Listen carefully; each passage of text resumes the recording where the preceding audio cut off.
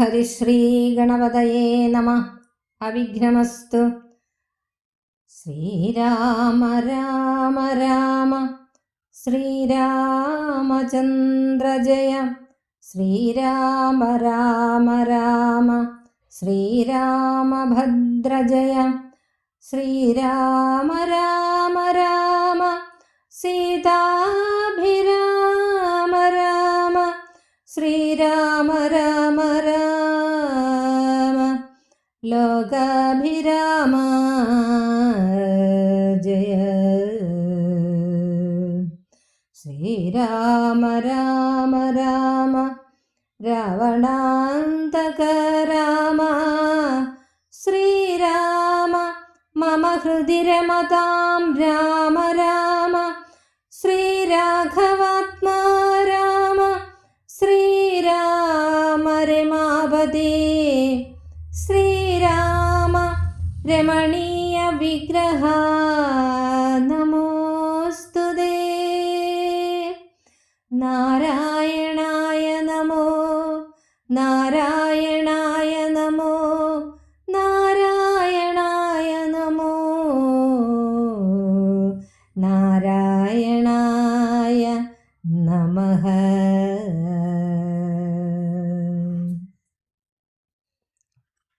അധ്യാത്മരാമായണം കിളിപ്പാട്ട് അയോധ്യാകാന്ഡം ലക്ഷ്മണോപദേശം തുടരുന്നു.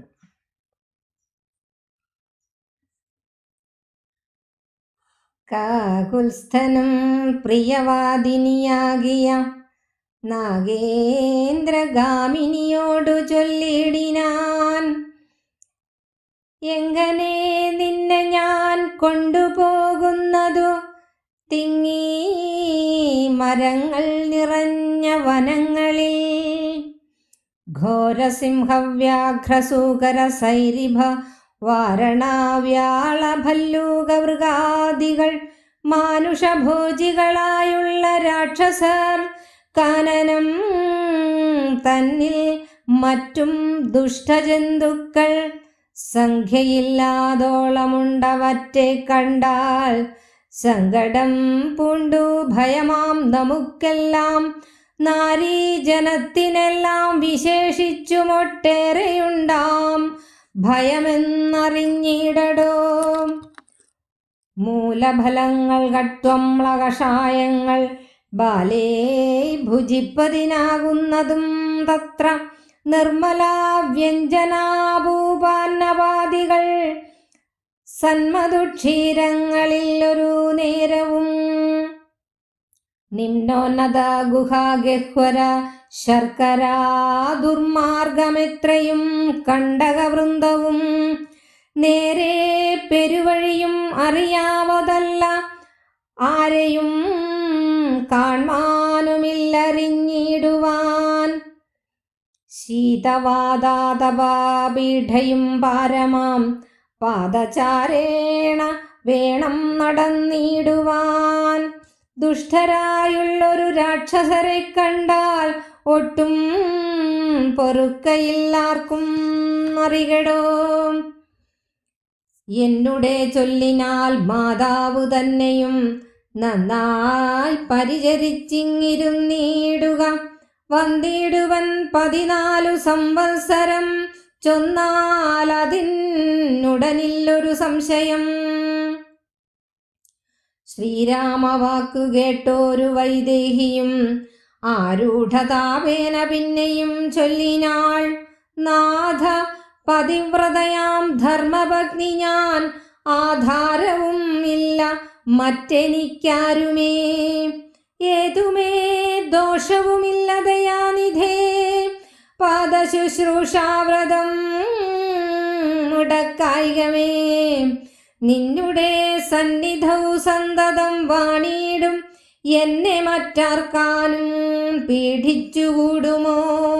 വല്ലതും മൂലഫലജാലാഹാരങ്ങൾ വല്ലഭോച്ചിഷ്ടം എനിക്കമൃതോപമം.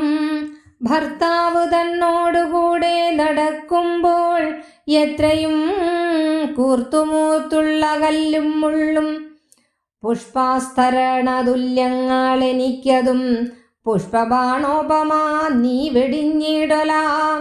ഏതുമേ പീഡയുണ്ടാകയില്ലെൻ മൂലം ഭീതിയും ഏതും എനിക്കില്ല ഭർത്താവേ.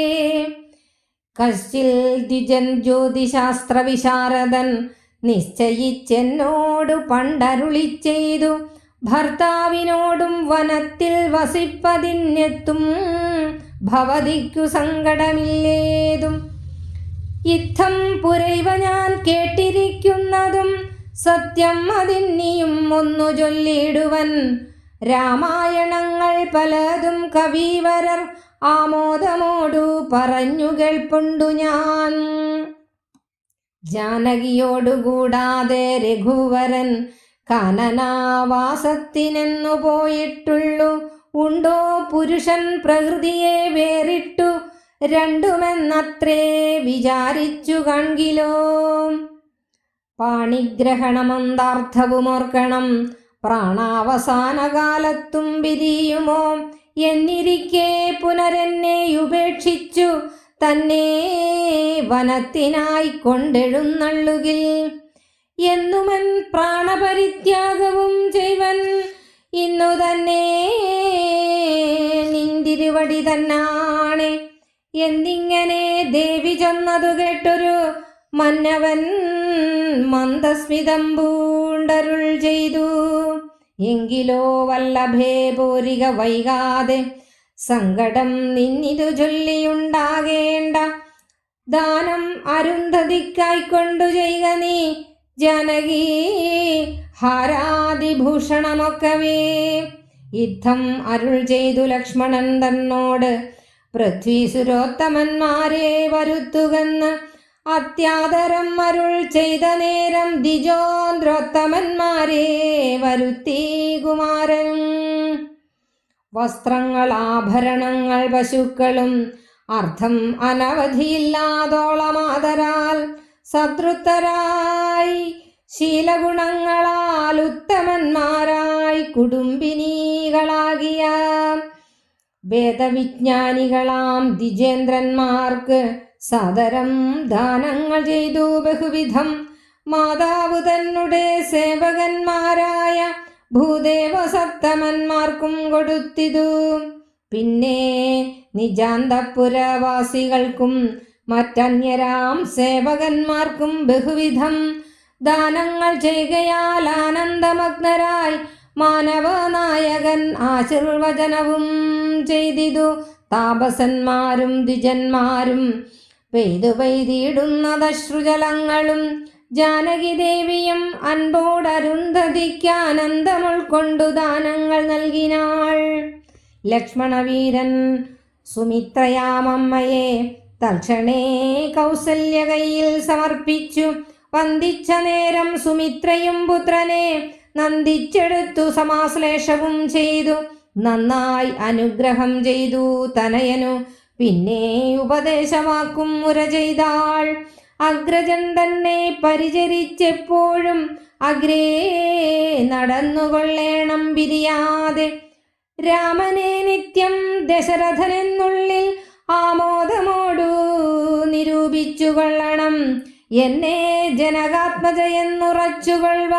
പിന്നെ അയോധ്യയെന്നോർത്തിയിടവയെ മായാവിഹീനമീ വണ്ണം ഉറപ്പിച്ച് പോയാലുമെങ്കിൽ സുഖമായി വരികതേ. മാതൃവചനം ശിരസീധരിച്ചുകൊണ്ടാദരവോടു തൊഴുതു സൗമിത്രിയും. തന്നെ ചാപശരാദികൾ കൈക്കൊണ്ട് ചെന്നു രാമാന്തികെ നിന്നു വണങ്ങിനാൻ.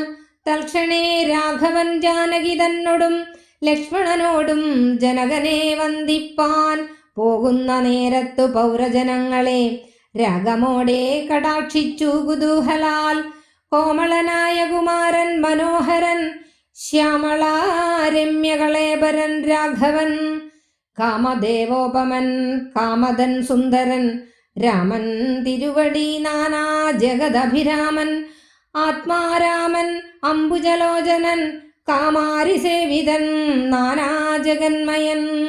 താതാലയം പ്രതി പോകുന്ന നേരത്തു സാദം കലർന്നൊരു പൗരജനങ്ങളും പാദചാരേണ നടക്കുന്നതു കണ്ടു ഖേദം കലർന്നു പരസ്പരം ചൊല്ലിനാർ. കഷ്ടമാഹന്ത കഷ്ടം പശ്യ പശ്യ, കഷ്ടമെന്തിങ്ങനെ വന്നതു ദൈവമേ. സോദരനോടും പ്രണയിനി തന്നോടും പാദചാരേണ സഹായവും കൂടാതെ ശർക്കര കണ്ടക നിമ്നോന്നതങ്ങളായി ദുർഘടമായുള്ള ദുർഗമാ മാർഗങ്ങളിൽ രക്തപത്മത്തിനു കാഠിന്യമേകുന്ന മുഗ്ധമൃദുതര സ്നിഗ്ധപാദങ്ങളാൽ നിത്യം വനാന്തേ നടക്കെന്നു കൽപ്പിച്ച പൃഥ്വീശചിത്തം കഠോരമത്രേ തുലോം. പുത്രവാത്സല്യം ദശരഥൻ തന്നോളം മർത്യരില്ലാർക്കുമില്ലെന്ന് ഇന്നലയോളവും. ഇന്നിതു തോന്നുവാൻ എന്തൊരു കാരണം എന്നതു കേട്ടുടൻ ചൊല്ലിനാൻ അന്യനും. കേകയപുത്രിക്കു രണ്ടു വരം നൃപനേകിനാൻ പോലതു കാരണം രാഘവൻ. പോകുന്നിതു വനത്തിനും ഭരതനും വാഴ്കെന്നു വന്നുകൂടും ധരാമണ്ഡലം. പോകനാമെങ്കിൽ വനത്തിനു കൂടവേ രാഘവൻ തന്നെ പിരിഞ്ഞാൽ പൊറുക്കുമോ. ഇപ്രകാരം പുരവാസികളായുള്ള വിപ്രാദികൾ വാക്കുകേട്ടോരനന്തരം വാമദേവൻ പുരാവാസികൾ തമ്മോടു സമോദമേവം അരുൾ ചെയ്തിതന്നേരം. എല്ലാവർക്കും ആത്മപ്രണാമം. ഓം നമഃ ശിവായ. ശ്രീരാമചന്ദ്ര പ്രഭുവിൻ്റെ അനുഗ്രഹം എല്ലാവർക്കും ഉണ്ടാകട്ടെ. നമ്മുടെ രാമായണം ക്ലാസ് തുടരുകയാണ്. അധ്യാത്മരാമായണം കിളിപ്പാട്ട് അയോധ്യാകാന്ഡത്തിലെ ലക്ഷ്മണോപദേശം എന്ന ഭാഗത്തിൻ്റെ അവസാന ആ ഒരു ഘട്ടത്തിലേക്കാണ് നാം എത്തിയിട്ടുള്ളത്. ലക്ഷ്മണനെ ഉപദേശിച്ചതിന് ശേഷം, ലക്ഷ്മണനെ സാന്ത്വനിപ്പിച്ചതിന് ശേഷം രാമകുമാരൻ തൻ്റെ അമ്മയെ ചെന്ന് കാണുന്നു. അമ്മയെയും സാന്ത്വനിപ്പിച്ച് സമ്മതിപ്പിച്ചതിന് ശേഷം തൻ്റെ ഭാര്യയായ ജനകജയുടെ സീതാദേവിയുടെ സന്നിധിയിൽ കൊട്ടാരത്തിലെത്തുകയും അവിടെ വന്ന് സീതയോട് കാര്യങ്ങളൊക്കെ പറയുന്നു. ആ സമയത്ത് സീത താനും വനത്തിലേക്ക് വരുന്നുണ്ട്. മുന്നിൽ നടപ്പൻ വനത്തിനു ഞാൻ മമ, പിന്നാലെ വേണം എഴുന്നള്ളുവാൻ ഭവാൻ എന്നാണ് സീത പറഞ്ഞത്. അപ്പോൾ അത് കേട്ടിട്ട് സീതാദേവിയോട് ശ്രീരാമചന്ദ്ര പ്രഭു പ്രകാരം പറയുകയാണ്: എങ്ങനെ നിന്നെ ഞാൻ കൊണ്ടുപോകുന്നതു തിങ്ങി മരങ്ങൾ നിറഞ്ഞ വനങ്ങളിൽ? എങ്ങനെയാണ് അല്ലയോ സീതയെ നിന്നെ ഞാൻ കൊണ്ടുപോകുന്നത്? മരങ്ങൾ തിങ്ങി നിറഞ്ഞു നിൽക്കുന്ന ഈ ഒരു വനത്തിലേക്ക് ഞാൻ എങ്ങനെയാണ് നിന്നെ കൂട്ടിക്കൊണ്ടു പോകുന്നത്? കൂടാതെ ആ വനത്തില് ഘോര, സിംഹ, വ്യാഘ്ര, സൂകര, സൈരിഭ, വാരണ, വ്യാള, ഭല്ലൂക മൃഗാദികൾ കൂടാതെ മാനുഷഭോജികളായുള്ള രാക്ഷസരും ഉണ്ട്. അങ്ങനെയുള്ള വനത്തിലേക്ക് നിന്നെ ഞാൻ എങ്ങനെയാണ് കൊണ്ടുപോകുന്നത്? ഘോരമായ ആ ഒരു വനത്തിലേക്ക് എങ്ങനെ കൊണ്ടുപോകും? സിംഹങ്ങളുണ്ട് അവിടെ, വ്യാഘ്രമുണ്ട്, കടുവയുണ്ട്, സൂകരമുണ്ട്, പന്നികളുണ്ട്, സൈരിഭമുണ്ട്, കാട്ടുപോത്ത്, വാരണം, ആന, വ്യാളം, പാമ്പുകൾ, ഭല്ലൂകം, കരടി, മൃഗം, ചെന്നായി, മാനുഷഭോജികൾ, മനുഷ്യരെ തന്നെ തിന്നുന്നവരായ രാക്ഷസന്മാർ, ഇവരൊക്കെയാണ് ആ വനത്തിലുള്ളത്. അപ്പം എങ്ങനെയാണ് ഇങ്ങനെ മറ്റ് ദുഷ്ട ജന്തുക്കളും ഉണ്ടെന്ന് പറയുന്നുണ്ട്.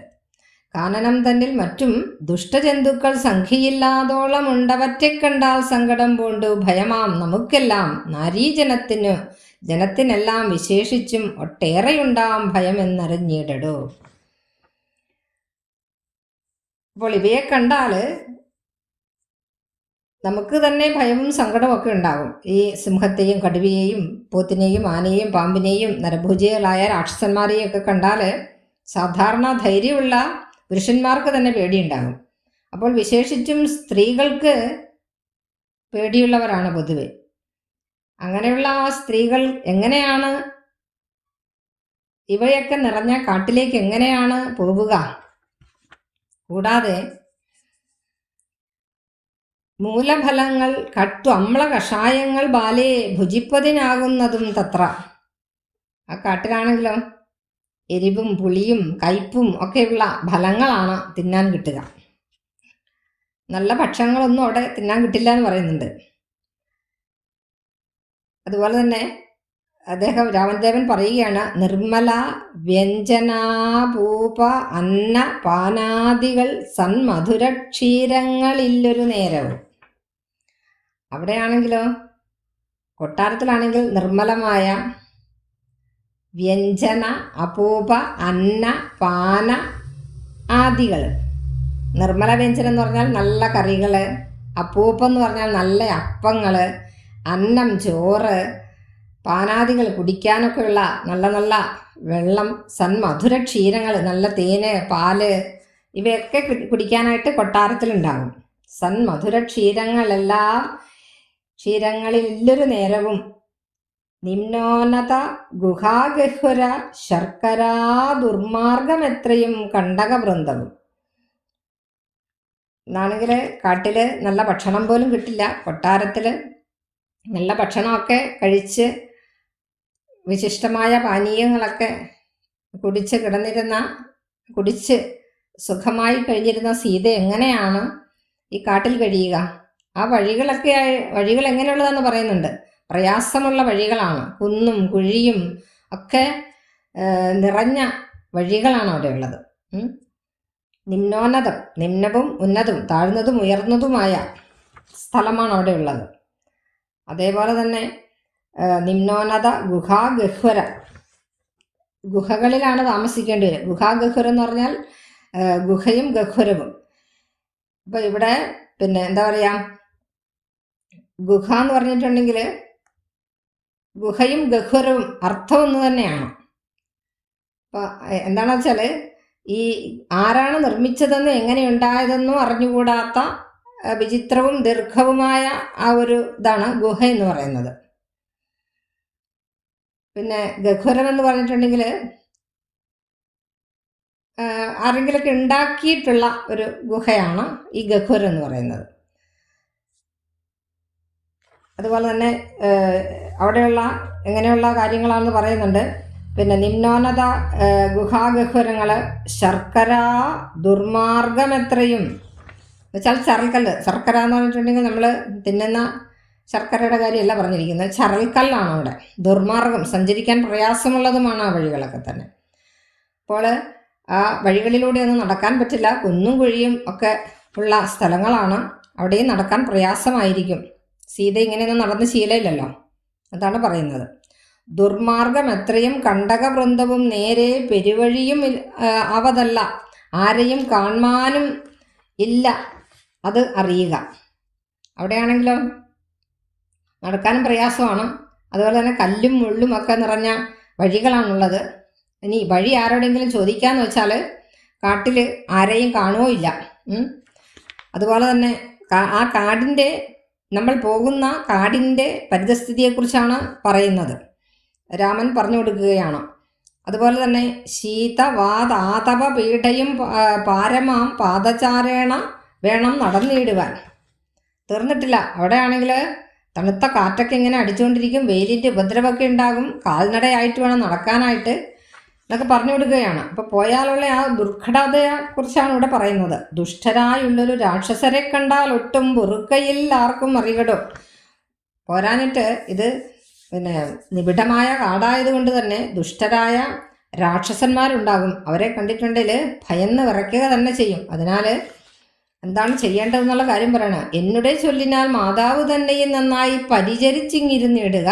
അതുകൊണ്ട് തന്നെ ഞാൻ പറഞ്ഞതനുസരിച്ച് അമ്മയെയൊക്കെ പരിചരിച്ചുകൊണ്ട് കൊട്ടാരത്തിൽ അങ്ങോട്ട് കഴിയുക എന്നാണ് ശ്രീരാമൻ പറയുന്നത്. പിന്നെ പറയണം അദ്ദേഹം, വന്നിടുവൻ 14 സംവത്സരം ചെന്നാൽ അതിന് ഉടനില്ലൊരു സംശയം, ഞാൻ ഉടൻ തന്നെ തിരിച്ചു വരും. അതായത് 14 വർഷം കഴിഞ്ഞു കഴിയുമ്പോഴത്തേക്കും ഉടൻ തന്നെ ഞാനിവിടെ തിരിച്ച് എത്തുന്നതിനാണ്, അതിന് യാതൊരു സംശയമില്ല. അപ്പം അത് കേട്ടിട്ട് ശ്രീരാമ വാക്ക് കേട്ടൊരു വൈദേഹിയും ആരൂഢതാപേന പിന്നെയും ചൊല്ലിനാൾ. ശ്രീരാമൻ്റെ ഈ വാക്കുകൾ കേട്ടിട്ട് വർദ്ധിച്ച സങ്കടത്തോടുകൂടി സീത പറയുകയാണ്, നാഥ പതിവ്രതയാം ധർമ്മപത്നി ഞാൻ, ആധാരവുമില്ല മറ്റെനിക്കാരുമേ. സീത പറയുന്നു, അല്ലയോ നാഥ, ഭർത്താവേ, ഞാൻ പതിവ്രതയായ ധർമ്മപത്നിയാണ്, എനിക്ക് മറ്റാരാണ് ആശ്രയമുള്ളത്? എനിക്കാരും ആശ്രയമില്ലല്ലോ, അങ്ങ് മാത്രമേ എനിക്ക് ആശ്രയമുള്ളൂ. ഏതുമേ ദോഷമില്ല ദയാനിധേ, പാദശുശ്രൂഷാവ്രതം മുടക്കായികമേ. ഞാനാണെങ്കിൽ ഒരു തെറ്റുപോലും ചെയ്തിട്ടില്ല, എനിക്കൊരാശ്രയവുമില്ല. അങ്ങയുടെ പാദശുശ്രൂഷാവ്രതം മുടക്കരുതേ എന്നുള്ള അപേക്ഷ പറയുന്നു. നിന്നുടെ സന്നിധൗ സന്തതം വാണിയിടും എന്നെ മറ്റാർക്കാനും പീഡിച്ചു കൊടുമോ? അല്ലയോ ഭർത്താവേ, അങ്ങയുടെ കൂടെ ഞാൻ നിൽക്കുമ്പോൾ, അങ്ങയുടെ അടുത്ത് ഞാൻ നിൽക്കുമ്പോൾ, എപ്പോഴും ഞാൻ അങ്ങയുടെ അടുത്ത് നിൽക്കുമ്പോൾ എനിക്ക് ആരാണ് ദ്രോഹം ചെയ്യുക? എന്നെ ആരാണ് പീഡിപ്പിക്കുക? വല്ലതും മൂലഫല ജലാഹാരങ്ങൾ വല്ലഭോച്ചിഷ്ടം എനിക്ക് അമൃതോപമം. എനിക്ക് ഭക്ഷണം കഴിക്കാനാണെങ്കിൽ കൊട്ടാരത്തിലെ പോലെ മൃഷ്ടാന്ന ഭോജനം വേണമെന്നൊന്നുമില്ല. കായ്കനികളോ ജലമോ അങ്ങനെ എന്തെങ്കിലും എന്ത് കിട്ടിയാലും ഞാൻ കഴിച്ചോളാം. ഇനി അങ്ങ് കഴിക്കുന്നതിൻ്റെ ഉച്ഛിഷ്ടം കഴിക്കുക എന്നുള്ളത് എനിക്ക് അമൃതിന് തുല്യമാണ്. ഭർത്താവ് തന്നോടുകൂടെ നടക്കുമ്പോൾ എത്രയും കൂർത്തുമൂർത്തുള്ള കല്ലും മുള്ളും പുഷ്പാസ്തരണ തുല്യങ്ങൾ എനിക്കെന്നതും പുഷ്പബാണോപമ നീ വെടിഞ്ഞീടല. ഭർത്താവിൻ്റെ കൂടെ നടക്കുമ്പോൾ കൂർത്തുമൂർത്തുള്ള കല്ലും മുള്ളും ഒക്കെ തന്നെ എനിക്ക് പുഷ്പങ്ങൾ വിരിച്ചതുപോലെയാണ് തോന്നുക. അതുകൊണ്ട് അല്ലയോ പുഷ്പബാണോപമ, കാമദേവന് തുല്യമായിട്ടുള്ളവനെ, നീ എന്നെ വെടിയല്ലേ, എന്നെ ഉപേക്ഷിക്കല്ലേ എന്ന് പറയുകയാണ്. പുഷ്പാസ്തരണ തുല്യങ്ങൾ എനിക്കത് പൂ വിരിച്ചതുപോലെയാണ് എന്ന് പറയുകയാണ്. കല്ലും മുള്ളും ഒക്കെ തന്നെ. അതുപോലെ തന്നെ ഏതുമേ പീഡയും ഉണ്ടാകയില്ല എന്മൂലം, ഭീതിയും ഏതും എനിക്കില്ല ഭർത്താവേ. എനിക്ക് യാതൊരു വിധത്തിലുള്ള ദുഃഖങ്ങളും ഉണ്ടാവില്ല. അതുപോലെ തന്നെ എന്നെക്കൊണ്ട് അങ്ങക്ക് യാതൊരു ബുദ്ധിമുട്ടും ഉണ്ടാവില്ല. പിന്നീട് പറയുന്നു, കശ്ചിൽ ദ്വിജൻ ജ്യോതിശാസ്ത്ര വിശാരദൻ നിശ്ചയിച്ചെന്നോട് പണ്ടരുളി ചെയ്ത്. ജ്യോതിശാസ്ത്ര വിശാരദൻ പണ്ട് എന്നോട് ഇപ്രകാരം പറഞ്ഞിട്ടുണ്ടായിരുന്നു, ഭർത്താവിനോടും വനത്തിൽ വസിപ്പതിനെത്തും ഭവതിക്ക് സങ്കടമില്ലേതും. ഭർത്താവിനോടുകൂടി വനത്തിൽ കാട്ടിൽ താമസിക്കാനായിട്ടുള്ള ഒരു സംഗതി ഉണ്ടായി വരും എന്ന് പറഞ്ഞിട്ടുണ്ട്. പക്ഷെ അതിന് ദുഃഖിക്കേണ്ട യാതൊരു ആവശ്യകതയും ഇല്ലെന്നും പറഞ്ഞിട്ടുണ്ട്. യുദ്ധം പുരൈവ ഞാൻ കേട്ടിരിക്കുന്നതു സത്യം ഇനിയും ഒന്ന് ചൊല്ലിയിടുവൻ. ഇത് ഞാൻ പണ്ട് കേട്ടിട്ടുള്ള കാര്യമാണ്, ഇനിയും ഒരു കാര്യം ചൊല്ലാനുണ്ട്. രാമായണങ്ങൾ പലതും കവിവര രാമോദമോടു പറഞ്ഞു കേൾപ്പുണ്ട് ഞാൻ. പല രാമായണങ്ങളും കവികൾ പാടി കേട്ടിട്ട് ഞാൻ കേട്ടിട്ടുണ്ട്. അപ്പോൾ അത് തന്നെയാണ് ഇവിടെ പറയുന്നത്. സീത പറയുകയാണ്, പല കവിശ്രേഷ്ഠന്മാരും രാമായണങ്ങൾ രചിച്ചിട്ടുണ്ടെന്ന് ഞാൻ കേട്ടിട്ടുണ്ട്. അതിലൊക്കെ തന്നെ എന്തുണ്ട്? ജാനകിയോട് കൂടാതെ രഘുവരൻ കാനനവാസത്തിന് എന്ന് പോയിട്ടുള്ളൂ. ജാനകിയോട് കൂടാതെ സീതയോടൊത്തല്ലാതെ രാമൻ തനിയെ കാട്ടിൽ പോയ ചരിത്രമില്ലല്ലോ. ഉണ്ടോ പുരുഷന് പ്രകൃതിയെ വേറിട്ട് രണ്ടുമൊന്നത്രേ വിചാരിച്ചു കാണിലോ.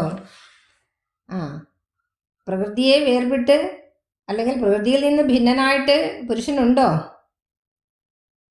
എന്ന് ചിന്തിച്ച് നോക്കണം. അതുപോലെ തന്നെ രണ്ടുമൊന്നത്രേ വിചാരിച്ചു കാണിലോ. പാണിഗ്രഹണമെന്താർത്ഥവും ഓർക്കണം. പണിഗ്രഹണം ചെയ്യുന്ന സമയത്ത്, അതായത് വിവാഹ സമയത്ത് ചൊല്ലുന്ന ആ മന്ത്രത്തിൻ്റെ അർത്ഥവും നമ്മൾ നോക്കേണ്ടതാണ്. എന്താണ് പറയുന്നത്? പ്രാണാവസാന കാലത്തും പിരിയുമോ എന്നിരിക്കെ പുനരെന്നെ ഉപേക്ഷിച്ച് തന്നെ വനത്തിനായി കൊണ്ടെഴുന്നള്ളുകിൽ എന്നുമൻ പ്രാണപരിത്യാഗവും ചെയ്വൻ ഇന്നു തന്നെ നിന്തിരുവടി തന്നാണ്. ഭയങ്കരമായൊരു ശബ്ദമാണ് ചെയ്യുന്നത് അല്ലേ. സീത പറയുകയാണ്, വിവാഹസമയത്ത് ചൊല്ലുന്ന ആ മന്ത്രത്തിൻ്റെ അർത്ഥം നമ്മൾ മനസ്സിലാക്കണം. മരണസമയത്ത് പോലും ഭാര്യയും ഭർത്താവും തമ്മിൽ വേർപിരിയുകയില്ലല്ലോ. അപ്പോൾ അതെല്ലാം ഇങ്ങനെ സത്യമായിരിക്കുന്ന സ്ഥിതിക്ക് അങ്ങ് എന്നെ ഉപേക്ഷിച്ചിട്ട് വനത്തിലേക്ക് തന്നെ പോവുകയാണോ? അങ്ങനെയാണെങ്കിൽ ഞാൻ സത്യമായിട്ടും ഇന്ന് തന്നെ എൻ്റെ ജീവൻ ഉപേക്ഷിക്കുന്നതാണ് എന്ന് പറഞ്ഞു. അപ്പം അത് കേട്ടിട്ട് എന്നിങ്ങനെ ദേവി ചൊന്നത് കേട്ടൊരു മന്നവൻ മന്ദസ്മിതം പൂണ്ട് അരുൾ ചെയ്തു. പ്രകാരം സീത പറഞ്ഞത് കേട്ടപ്പോൾ പുഞ്ചിരി പൊഴിച്ചുകൊണ്ട് ശ്രീരാമചന്ദ്രപ്രഭു പ്രകാരം പറയുകയാണ്, എങ്കിലോ വല്ലഭേ പോരിക വൈകാതെ, സങ്കടം ഇന്നിത് ചൊല്ലിയുണ്ടാകേണ്ട. അങ്ങനെയാണെങ്കിൽ അല്ലയോ വല്ലഭേ ഭാര്യയെ, നീ എന്നോട് കൂടി പോരൂ, ഇക്കാര്യം ചൊല്ലി നീ ഇനി സങ്കടപ്പെടേണ്ട കേട്ടോ എന്ന് പറയുകയാണ്. തുടർന്ന് പറയുന്നു, ദാനം അരുന്ധതി കൈക്കൊണ്ട് ചെയ്യുക നീ ജാനകി ഹാരാദി ഭൂഷണങ്ങളൊക്കവേ. അപ്പോൾ നിന്റെ മാല ഭൂഷണാദികളൊക്കെ തന്നെ, ആഭരണങ്ങളൊക്കെ തന്നെ അരുന്ധതി ദേവിക്ക് നീ ദാനം ചെയ്തുകൊള്ളുക എന്ന് പറയുകയാണ്. യുദ്ധം അരുൾ ചെയ്തു ലക്ഷ്മണൻ തന്നോട് പൃഥ്വി സുരോത്തമന്മാരെ വരുത്തുകെന്ന് അത്യാദരം അരുൾ ചെയ്ത നേരം ദ്വിജേന്ദ്രോത്തമന്മാരെ വരുത്തി കുമാരനും. പിന്നീട് ലക്ഷ്മണനോട് പറഞ്ഞു ബ്രാഹ്മണന്മാരെയൊക്കെ വരുത്തുക. അതിനനുസരിച്ച് ലക്ഷ്മണൻ അവരെയൊക്കെ വരുത്തുകയുണ്ടായി. തുടർന്ന് വസ്ത്രങ്ങൾ, ആഭരണങ്ങൾ, പശുക്കളും അർത്ഥം അനവധിയില്ലാതോളം ആദരാൽ സദ്രുത്തരായി കുലശീല ഗുണങ്ങളാൽ ഉത്തമന്മാരായി കുടുംബികളായ വേദവിജ്ഞാനികളാം ദ്വിജേന്ദ്രന്മാർക്ക് സാദരം ദാനങ്ങൾ ചെയ്തു ബഹുവിധം. തുടർന്ന് സദാചാരനിഷ്ഠരും കുലം, ശീലം തുടങ്ങിയ എല്ലാ തരത്തിലുള്ള ഗുണങ്ങളാലും ഉത്തമന്മാരായ ഗൃഹസ്ഥന്മാർക്കും വേദപണ്ഡിതന്മാർക്കും അതുപോലെ തന്നെ ബ്രാഹ്മണ ശ്രേഷ്ഠന്മാർക്കും ഒക്കെ തന്നെ വസ്ത്രങ്ങൾ, പശുക്കൾ, ധനം ഇങ്ങനെ പലതും ദാനം ചെയ്യുകയുണ്ടായി. അതിനുശേഷം മാതാവ് തന്നെ സേവകന്മാരായ ഭൂദേവ സത്തമന്മാർക്കും കൊടുത്തിതു. അമ്മയുടെ സേവകന്മാരായ ബ്രാഹ്മണന്മാർക്കും ധാരാളം സ്വത്തുക്കൾ, ധനം ദാനം ചെയ്യുകയുണ്ടായി. പിന്നെ നിജ അന്തഃപുരവാസികൾക്കും അന്തഃപുരത്തിലുള്ള ആളുകൾക്കുമൊക്കെ മറ്റന്യരാ സേവകന്മാർക്കും മറ്റ് അന്തഃപുരവാസികൾക്കും അതുപോലെ തന്നെ മറ്റ് സേവകന്മാർക്കും ഒക്കെ തന്നെ ബഹുവിധത്തിലുള്ള ദാനങ്ങൾ ചെയ്യുകയാൽ ആനന്ദമഗ്നരായി മാനവനായകൻ ആശീർവചനവും ചെയ്തിതു തപസ്സന്മാരും ദ്വിജന്മാരും. അവർ എല്ലാവർക്കും ദാനങ്ങളൊക്കെ ചെയ്യുകയാണ്. അങ്ങനെ പല ദാനങ്ങളൊക്കെ ചെയ്ത് അവരെല്ലാവരും തന്നെ വളരെ ആനന്ദപരവശരായി മാറി. അപ്പോൾ തപസ്സന്മാരും ബ്രാഹ്മണന്മാരും ഒക്കെ തന്നെ പെയ്തിടുന്ന അശ്രുജലങ്ങൾ, അതായത് അവരൊക്കെ ഒഴുക്കിക്കൊണ്ട് രാമനെ ആശീർവചനം അർപ്പിക്കുകയാണ് ചെയ്യുന്നത്. ജാനകി ദേവിയും അൻപോട് അരുന്ധതിക്ക് ആനന്ദം ഉൾക്കൊണ്ട് ദാനങ്ങൾ നൽകിനാൾ. ജാനകി ദേവി, സീതാദേവി സന്തോഷപൂർവ്വം അരുന്ധതി ദേവിക്കൊക്കെ ദാനങ്ങൾ നൽകുകയുണ്ടായി. ലക്ഷ്മണവീരൻ സുമിത്രയാം അമ്മയെ തൽക്ഷണേ കൗസല്യ കയ്യിൽ സമർപ്പിച്ചു വന്ദിച്ച നേരം സുമിത്രയും പുത്രനെ നന്ദിച്ചെടുത്തു സമാശ്ലേഷവും ചെയ്തു. ശേഷം ലക്ഷ്മണകുമാരൻ എന്താണ് ചെയ്തത്? തൻ്റെ അമ്മയായ സുമിത്രയെ കൗസല്യയുടെ കൈകളിൽ സമർപ്പിച്ചു. എന്നിട്ട് അമ്മയെ അങ്ങനെ വന്ദിച്ചു നിൽക്കുകയാണ്. അമ്മയെ വന്ദിച്ചു നിൽക്കുന്ന ആ കുമാരനെ അമ്മ സന്തോഷത്തോടുകൂടി സമാശ്ലേഷം ചെയ്യുകയാണ്. എന്നിട്ട് നന്നായി അനുഗ്രഹം ചെയ്തു തനയന്. പിന്നെ ഉപദേശവാക്കും വരെ ചെയ്താൾ. ആ മകനെ ഉപദേശങ്ങൾ നൽകുകയാണ്. ലോകോത്തരമായ ഉപദേശമാണത്. നമ്മളെല്ലാവരും മനസ്സിലാക്കേണ്ടതും രാമായണത്തിലെ ഏറ്റവും വിശിഷ്ടമായ ഉപദേശവും കൂടിയാണത്. എന്താണ് പറയുന്നത്? അഗ്രജൻ തന്നെ പരിചരിച്ചെപ്പോഴും അഗ്രേ നടന്നുകൊള്ളേണം പിരിയാതെ. അഗ്രജനെ, ജ്യേഷ്ഠനെ പരിചരിച്ചുകൊണ്ട് പിരിയാതെ എപ്പോഴും നീ എവിടെ നടക്കണം? മുമ്പേ നടക്കണം. രാമനെ നിത്യം എന്നുള്ളിൽ ആമോദത്തോടു നിരൂപിച്ചു കൊള്ളണം. രാമനെ ആരായിട്ട് നിരൂപിക്കണം? പിതാവായ ദശരഥ മഹാരാജാവായിട്ട് മനസ്സിലാക്കണം. അതേപോലെ തന്നെ എന്നെ ജനകാത്മജയെന്നുറച്ചു കൊള്ളുക. പിന്നെ അയോധ്യയെന്നോർത്തിയിടവിയെ.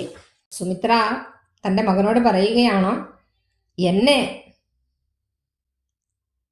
ജനകാത്മജയെന്ന് ഉറച്ചു കൊള്ളുക. എന്നുവെച്ചാൽ ജനകാത്മജയെ ഞാനാണ് എന്നുള്ള രീതിയിൽ മനസ്സിലാക്കുക, പരിചരിച്ചു കൊള്ളുക. കൂടാതെ നീ പോകുന്ന കാടിനെ അയോധ്യയാണെന്ന് കണക്കാക്കുക. അപ്പോൾ നീ അയോധ്യയിൽ നിന്ന് ഭിന്നനായിട്ടുള്ള അയോധ്യയിൽ തന്നെയാണുള്ളത് എന്ന് നീ മനസ്സിലാക്കണം. എന്നിട്ട് മായാവിഹീനം ഈ വണ്ണം ഉറപ്പിച്ച് പോയാലുമെങ്കിൽ സുഖമായി വരികതേ. അപ്പോൾ ഇക്കാര്യം നീ മനസ്സിൽ ആത്മാർത്ഥതയോടെ മനസ്സിലുറപ്പിച്ചുകൊണ്ട് സുഖമായിട്ട് നീ പോയി വരിക എന്ന്.